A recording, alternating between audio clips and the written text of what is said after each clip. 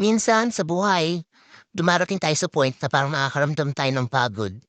Yung pagod na parang kahit anong pahinga mo, hindi na nawawala. Stress and pressure sa lahat ng bagay. I am a plain housewife ever since. Racket, tinda doon, tinda dito ng kung ano-ano. Until I became a content creator and affiliate marketer sa mga social media. Hindi ako sikat, hindi ganun ka-successful, hindi ganun kadami yung kinikita. But everyday nagla-live ako sa TikTok, umaga, hapon. As long as kaya ng oras ko. Also, as a content creator, gumagawa ako ng mga content, mostly mga product reviews and mga light vlogs. Yung mga earnings ko, depende sa sipag ko. Minsan may earnings, minsan wala. Minsan malaki yung kita, minsan barya lang. Pero yung gantong tipo ng pagkakakitaan hindi permanente. Maaari kang maging successful, maaari ring hindi, maaari ring bigla na lang mawala. But I love what I'm doing. Matagal ko ng pangarap na maging vlogger. And really, sobrang saya ko na ngayon na parang napufulfill ko na yung pangarap ko na yon. Kahit hindi naman ako kumikita ng malaki. Kahit barya-barya lang, at least makatulong sa gastusin sa bahay. Pero syempre, hindi naman puro saya lang. Mahirap din talaga maging content creator and affiliate marketer. Maraming pressure, marami ring struggles. And lately, I feel tired.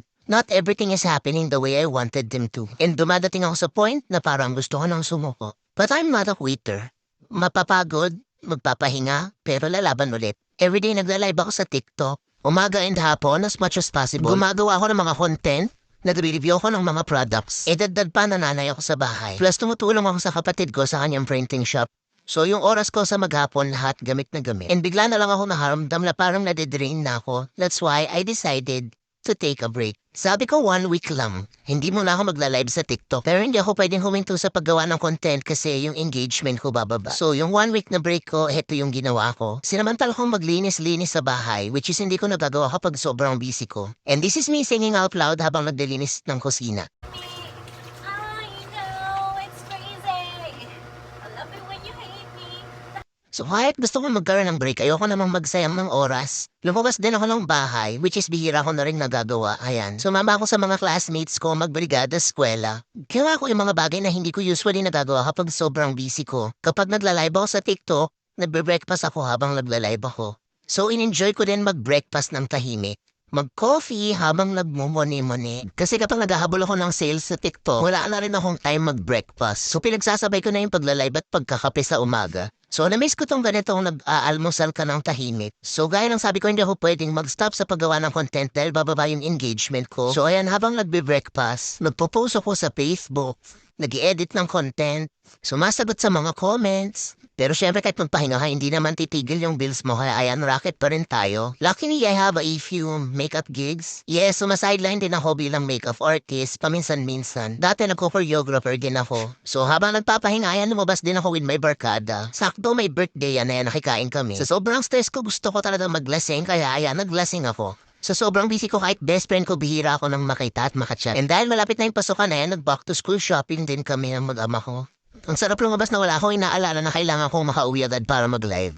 Nakadaan din ako sa Starfinder para ipalinis yung aking glasses. Lumabas din ako kasama yung mga friendships ko dahil birthday ni Ashley. Nakaka-refresh din talaga yung ganito, makipagkita ka sa mga kaibigan mo paminsan-minsan tapos kwentuhan.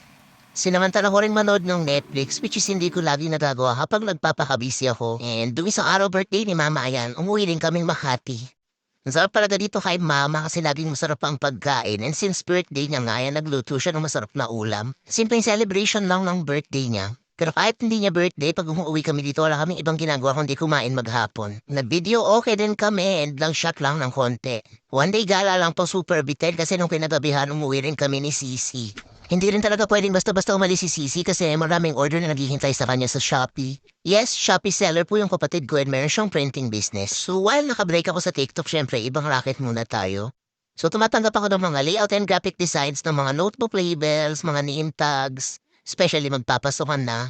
Of course, sa akin ang layout kay Sisi ang print. So sabi ko nga 1 week lang ako magbe-break pero as of now, lagpas na ako ng 1 week and ayan ang pinagkakaabalahan ko ngayon. I don't know pero I don't feel like going back pa sa TikTok as of now. Pero tuloy pa rin yung paggawa ko ng content and gusto ko mag-focus muna sa aking Shopee affiliate.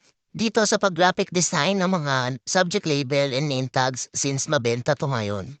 Ayoko munang i-pressure yung sarili ko. Pero gaya nga ng sabi ko kanina, hindi naman hihinto yung mga bayarin natin kaya hindi tayo pwedeng huminto sa paghahanap ng pera. So kahit na anong pagod natin, pwede tayong magpahinga pero hindi tayo pwedeng sumuko. Laban lang kahit ano pang pressure and struggles ang dumating sa buhay.